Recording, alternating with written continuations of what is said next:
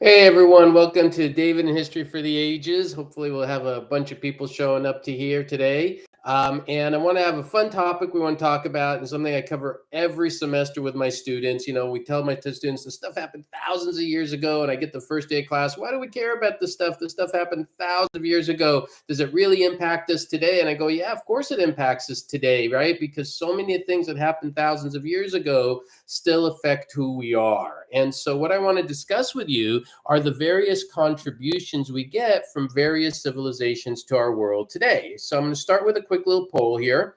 Hopefully it'll pop up and you guys will be able to see it in the chat. And as people come in and log on to watch, I'd love for you guys to think, which one of these civilizations do you think had the greatest impact? And maybe as we kind of talk today, maybe you'll change your mind and you say, it was this civilization or that civilization that had the biggest impact on who we are today. Feel free to put questions in the chat, if you have any questions or comments. Otherwise, I'm just going to kind of talk like I usually do and almost do like a lecture that I record, and people can watch this later on if you can't watch it live. And so I'll kind of start with the ancient Hebrews, right? I'll go back a long time. And why were they the ancient Hebrews? Because, if you think about it today, how many Jewish people are there in the world today? And the number is actually pretty small, less than 20 million. And you go, okay, well, how big of a contribution could they have if there's such a small a number? Well, of course, the one thing we get from the ancient Hebrews that's still a big impact today is religion. And of course, the Hebrews give us this kind of first permanent monotheistic religion. And you go again, well, there aren't that many Jewish people. Granted, there are not that many Jewish people, but then think of all the people around today who are Christian or Muslims. And then you start doing the math on that, and we're in billions of people. Because, if you know anything about Christianity, of course, is a direct offshoot of Judaism. The whole concept of Judaism, there was, of course, this idea of a Messiah.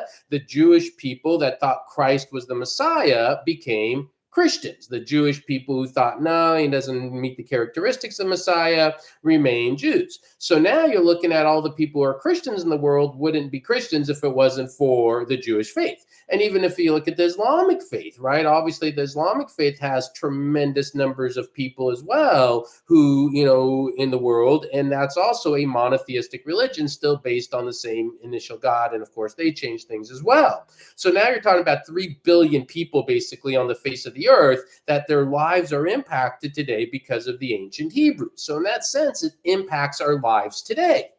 Now, one thing I talked about with the ancient Hebrews is, let's say you're not a religious person at all, right? Let's say you're not Jewish, you're not Christian, you're not a Muslim.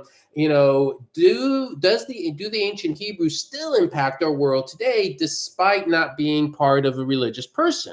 And the answer, at least as if you're living, for example, in the United States or many Western cultures, the answer is yes. And the reason I say the answer is yes is because so many of our laws and traditions and customs come from what we sometimes call the Judeo-Christian value system, right? You look at the Ten Commandments, and many of the ideas that govern our secular laws, our non-religious laws today, are driven from ideas that came from things like the Ten Commandments. And so I do think even if you're not a religious person, it impacts our lives today. So that sense alone, the Hebrews provided quite a bit to who we are today. So definitely the Hebrews was one civilization I talk about. Another one that, probably I can argue maybe had the most contributions, it's maybe not the biggest, but the most in number, are the ancient Greeks. And we could spend a long time on the ancient Greeks and, what the Greeks gave us and why they're important to us today. One of the things, of course, we get from the ancient Greeks are language, word origins. I love word origins. They're great because so many of the words we use in our day-to-day life actually come from events in ancient Greek history. So, for example, I'll give you a few examples here. Draconian, right? I don't know if you've ever heard the word draconian. And I've got videos on this as well. And so I've got a bunch of videos on all these topics. I have a longer history on the Hebrews, the Greeks, and the Romans. I've got little videos on word origins you could find on my channel. So if you want a little bit deeper dive into some of this stuff. But the word draconian comes from a guy named Draco. And Draco basically wrote down laws in ancient Athens. And when he wrote down the laws, if you know what the word draconian means harsh. The reason the word draconian means harsh is because Draco wrote down harsh laws. That's where you get the word draconian. If he wrote easy laws, then the word draconian would mean easy. Or if his name was Babonian would mean harsh, right? I don't know, that'd be a silly word, but you get the idea. Another one I like is ostracism, right? You talk about somebody being ostracized from a society. Well, a lot of people know what that word means. Ostracism means to be kicked out. Why does that word mean kicked out? Because again, in ancient Athens, when they ostracized somebody, everybody had a kind of this broken piece of clay pottery. And in my regular videos, I have the images and you can watch and everything. I put maps and pictures and everything. But you would literally write the person's name or etch a person's name in a piece of broken clay pottery known as ostraka. And because a broken piece of clay pottery is ostraka, the word ostracism means banished because that's how they punish people. They banish them. If they punish people by death, then ostracism today would mean death. But because they banish people, ostraka means ostracism, to banish. Another one, Peric Victory. That's a good one. Peric Victory, that comes from a man named Pyrrhus who was fighting against the Romans, a Greek guy fighting against the Romans. He had a lot of victories, but they came at such a great cost that we call them Pyrrhic victories because, he won, but they come at such a cost. I remember watching an old Sports Center clip years ago. And I'm watching the sportscaster, and he's talking about, it was a classic Peric victory the other day, and it was a football game because it was one of the teams had their best player was hurt, but they won the game. So he said, yeah, they won the game, but he was hurt, and so they won, but it came such a great cost because their best player was hurt. So there's so many more. I mean, there's so many other words we could find in our English language today that have roots from ancient Greek. So that's one thing the Greeks provide us. There's a lot of other things that the Greeks provide us as well. One of the other things, of course, we get from the Greeks is democracy. Now, obviously, when we look at democracy today, it's different than the democracy of the ancient Greeks and ancient Athens specifically. If you really want to get detailed, and I have a whole playlist on ancient Greece, I hope you go and watch that. There isn't one Greeks, right? The Greeks were broken up into a bunch of city-states, and you had Athens and Sparta and Thebes and Megara and all these different city-states, and they were all governed differently. But at least in Athens, they did develop a democracy. Now, does their democracy look like our democracy today? No, right? And technically, the United States is not even a democracy. We're a democratic republic. But what we do get is just the concept of the demos, the people having some sort of say in governing in the sense that we do today. So democracy and politics that we have today. That's another thing we get from the ancient Greeks. What else do we have? Another thing from the ancient Greeks we have, I see a couple people in the chats here. Let me have to put my glasses on to read the chats. Well, good. And people are joining in. I use the phrase Peric victory to describe my passing the finals. Sometimes, yeah, I get that. And so another thing we get from the Greeks is, athletics. Everyone's heard of the marathon. Where does that come from? There's actually a battle called the Battle of Marathon, where there was this Greek guy who had to run, guess how far? 26.2 miles during a battle. If you watch, I have a video on the Battle of Marathon, really important battle in the Persian War. And because the length between Marathon and Athens is about 26 miles, that's the length of a marathon. He also died, so maybe that's probably not the best thing to tell people before they run a marathon, but there's that. The Olympic Games, of course, one of the cool places I've been to is Olympia. And again, in my longer lectures, I have pictures and images of all of this stuff. And so Olympia is a great place. You go and you visit it and you can see, the ancient, where they light the Olympic flame that we still light today and use every 4 years. So that's another thing we get from the Greeks. So, in terms of language, sport, mathematics, oh my God, how can we forget math, right? I mean, you got this little guy named Pythagoras, probably, elementary school kid knows the Pythagorean theorem, a squared plus b squared equals c squared. We still use that. I'm covering today mainly just Western civilization. Obviously, if you start getting into impacts of other civilizations around the world, where you're talking about Asia and Latin America and so forth, there'd be even more. I just don't have time to sit here all day and talk about every contribution, but that just popped in my head because in terms of mathematics, yeah, we have a lot from the Greeks, but Arabic numerals, right? I teach history of the Middle East as well, and this is kind of the only thing I'll mention that kind of outside of Western Civ. But the Arabic numerals that we use that to do mathematics, where does that come from? When you had the like Abbasi dynasty that ruled over the Middle East, they're probably the ones who developed the Arabic numerals that we still use today to do higher level mathematics. So there's so many in areas of the Greeks that we have that give us things today. I'm sure there's other stuff I'm missing with the ancient Greece. I mean, feel free, anybody who's watching or listening, if you have any ideas, please put them in the chat. All the word origins are great, like I mentioned. But the Greeks totally gave us a lot of things that impact our lives today, day to day. One of the questions I ask my students as an exam is, to explain the contributions of other civilizations to our world today. And very often what I get is students just write, this is everything I learned all semester. And it's not about just everything that they did, it's what they did that we still use on a daily basis, whether we realize it or not. So we get a lot from the Greeks. The Romans, right? The Romans are a civilization that we get a lot from as well. Obviously, when you think of like the Roman Republic, they had a Senate. We still use the concept of a Senate. Obviously, again, it was different than our Senate today. One primary source that I like is a man named Polybius. Polybius writes the history of the ancient Roman period. And when you actually read it and you read the primary source, he talks about this whole concept of checks and balance, right? When you have senators and councils and how they check each other's power. And a lot of times people think of, our governance system today, right? How does the American government work? And our branches of government and our checks and balance. Our founding fathers were brilliant men. They studied a lot of different things. And they basically, they studied the Old Testament and they brought some of that into when they made our nation. They studied the Greeks, they studied the Romans, they studied the Enlightenment thinkers right before their time and so forth, or of their time. And they kind of brought that all together. So a lot of people think, if you know anything about US history, you think, oh, separation of powers, and this guy named Montesquieu who wrote about separation of powers, but that wasn't the first guy. The ancient Greeks were writing about, ancient Romans were writing about this stuff centuries and centuries earlier. So these are not new ideas. They're ideas that other people later on built on that the ancient Greeks and Romans came up with. So that's definitely something we get from the Romans that I think is pretty important. A lot of other stuff from Rome as well. And, I do hope you're enjoying kind of this conversation if you're watching this now or later. And of course, one thing, I always throw out there is if you can contribute to the channel, I always appreciate it, even a one-time thanks or become a Patreon member, anybody, or if you just share and watch my videos, leave comments, all that helps to allow me to do more of these. So if you're watching this at some point, I just kind of always appreciate that. But another big thing we get from the Romans, we talked about Judaism before at the start. If you missed it, you can go back in the beginning. And we talked about the Hebrews and how we get, of course, Christianity as an offshoot of Judaism.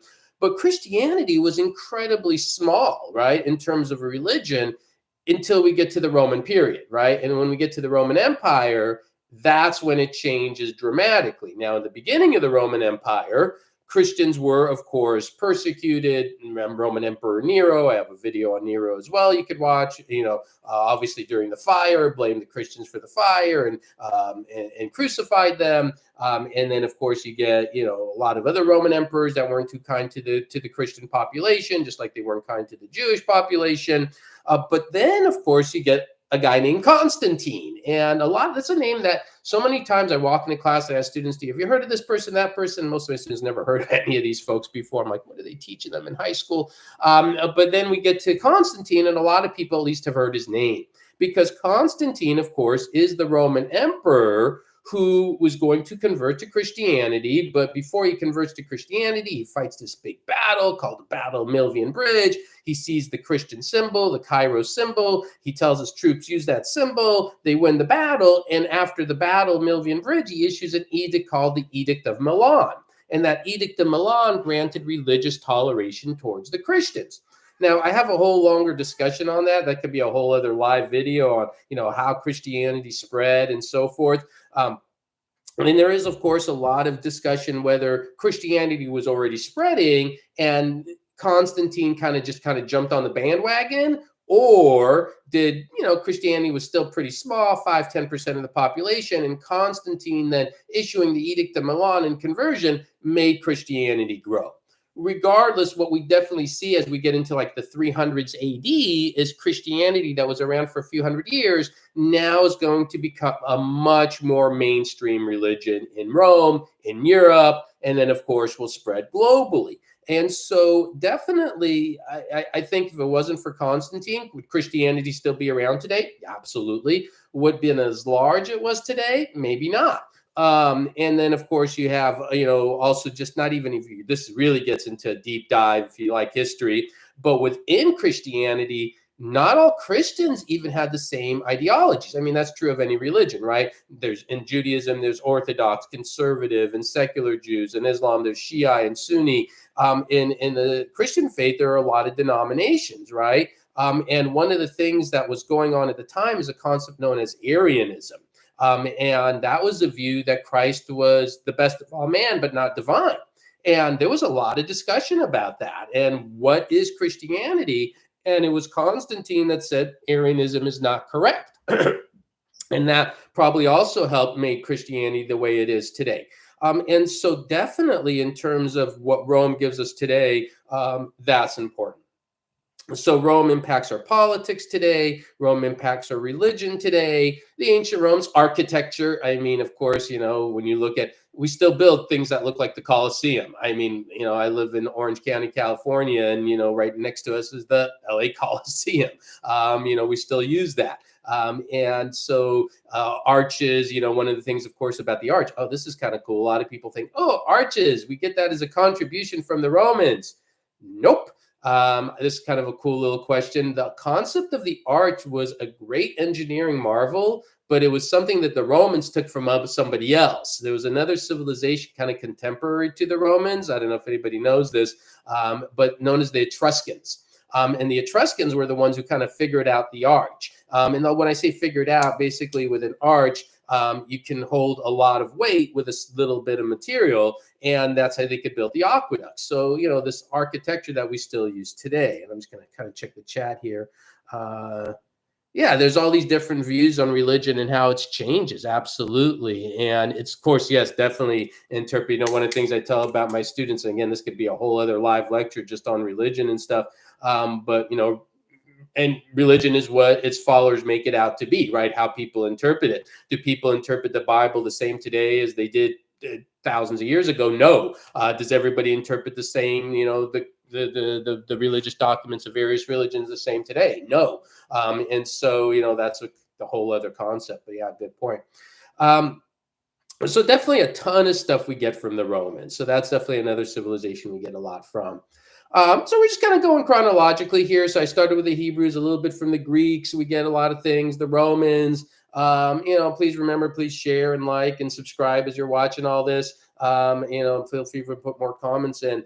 The Middle Ages, a lot of times people think, oh, the Middle Ages, the Dark Ages and all that. Well, first of all, they weren't really dark. Actually, again, I have another video on that as well, explaining the Dark Ages and what they really mean by that. But there were some things that came out of the Middle Ages that impact us today. Countries, France and Germany. Where do those countries come from? So when the fall of Rome took place, right? Fall, I put fall in quotations as well. One of the Germanic tribes that defeated the western part of Rome were the Franks. And the Franks took over the area known as Gaul. And again, if you watch my longer lectures, you see the maps and it explains everything in a lot more detail. But the area of Gaul, right? And the area of Gaul is basically modern day France. And they took over just the northern part of Gaul at the time. But eventually the Franks, under various rulers, maybe you've heard of a guy named Charlemagne, expanded and grew and took over much of what we think of today as France and Germany. And then there was this, eventual line of Carolingians taking us to two brothers who took the oath known as the Oath of Strasbourg.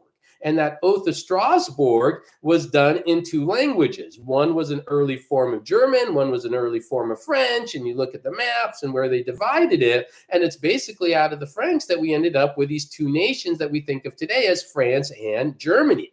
One of the early leaders of the Franks was named Clovis. What name do we get from Clovis? Think of, if you know any French monarchs, right? There are a lot of French monarchs that are all named Louis. And why are they all named Louis? Because of this guy named Clovis. Clovis Louis is a derivative of Clovis. And so you could see even that influence to our world today. And so definitely how we get France and in Germany. Our English language, right? If you study the Norman conquest of Britain, much of our English language, it's kind of a hodgepodge, and how it changes from Anglo-Saxon to Old English to Middle English to Modern English. It's basically that whole those civilizations merging together during the Norman conquest and the Anglo-Saxons, and all of those merging together eventually gives us the English language. So we do get things even from the Middle Ages that I think impact us today as well. And then you go into the modern world, the Renaissance. Obviously, the closer we get to the modern world and to our current time, there's more things that impact us today, right? Obviously, you think of, the Renaissance, and you think of like the Gutenberg press, right? Does that impact our lives today? Think of all the things that happened that would not have happened without the Gutenberg press, right?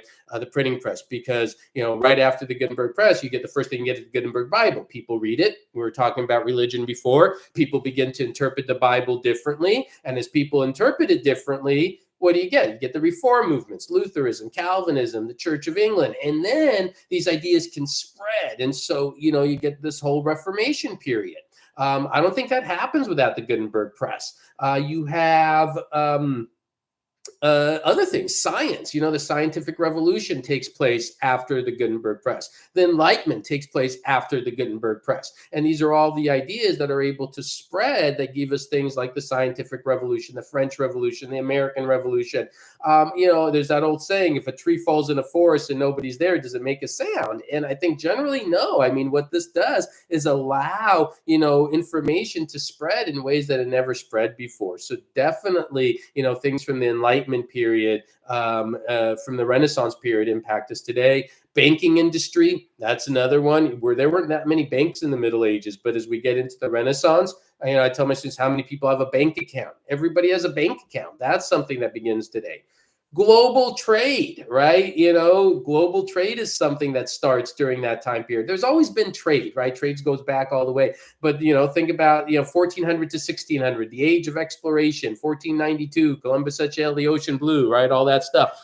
Magellan, these guys are all looking for trade routes. And, think of our world today and how much it survives on global trade. I ask my students, imagine that, I live in California. If you can only live in things in California, made in California, how would we do? And the answer is, after a while, not so well. And California is massive with a lot of resources. So global trade that we have today, that's something that comes out of various time periods in history. And so it's kind of endless if you think of who we are. You get into the Industrial Revolution and all our technologies today that we have, and all the way we live our life, moving more to an urban world. Those are contributions to our world today, medicine and science. And so even though some of this stuff happened hundreds or even thousands of years ago, it still affects who we are. So I don't know, I'm looking for any questions in the comments about other civilizations you're curious about. I'd love to kind of see what else people have here about different things. Not too many comments yet, but definitely, there's, all sorts of other civilizations that have given us things. And of course, you can, as I said, you could explore things outside Western civilization. You go into the Eastern world, paper making, right? Very important. Without paper making, where would we be? And, all the other developments. And obviously technology, when you think about it, good and bad, right? All technology is neither good or bad. It's how it's going to be used. And so that's something else that we see throughout history. Obviously today, the big thing is AI, right? And how AI will impact our world, and will it be for good or for bad? I'm kind of more of a person who's more leery of AI, as I'm just finished grading finals, and so many people, not so many, but I get a few people who are just trying to use AI to basically learn, and they're not really learning anything because they're just popping the question, the AI spits something out, and then they don't really learn anything themselves. So there's all these kind of different things. But those are just some things, I wanted to share with some folks. It's a kind of an interesting topic on the various contributions. You could always feel free to put more things in the comments if you're watching the recording of this, and I'll definitely leave a reply if you have like questions or other things that you think people have commented on. It was AI modern day usage currently seems to going downhill. Yeah, I think a big part of it is just kind of human nature. I mean, and I worry about what it's going to mean for writers and poetry and art. AI can create art. It can take your stories. And will it just suck like humanity out of humans, right? And I think that's one of the concerns that, it makes things a lot easier. It makes things a lot faster. But, when you look at things like Michelangelo, that's another contribution. You think about art that we get from the Renaissance and how much music, my God, Mozart, who doesn't know about Mozart today, and how his music still influences music today. What happens when we lose that? So I think that's kind of an interesting point as well. So anyways, I hope everyone found that interesting. If you've been watching this, I always like doing these live lectures. It's fun talking. I tell my students I can lecture to the walls. I'm having a good time. So even if a lot of people aren't live in person, if you kind of just watch it even later, it's still fun, and I hope you enjoyed it. So we'll kind of end with that. Thank you for listening, and please keep watching, sharing, liking, leaving comments. Of course, anything, contribution stuff is always great. I always appreciate that. Helps me keep my channel. Unit studies, if you're not aware, I have a ton of unit studies that go along. If you're homeschoolers and you just kind of want to use my lectures and then actually learn from it, I have unit studies as well that go along with all of those. And so kind of always encourage people to look at those. All that information is on my channel as well. But I wish everybody a good holiday. Merry Christmas. Happy Hanukkah. Hanukkah and Christmas fall on the same day this year. So that's kind of cool. I just put out a new video on Hanukkah. You could watch that. And so hope everyone enjoys the holidays. And we may do more of these live lectures when we come back for the new year. But, I'll keep putting out new videos and lectures. It's kind of fun to share my stuff. All right, everyone. Thank you very much. Everyone have a great day, and see you next year.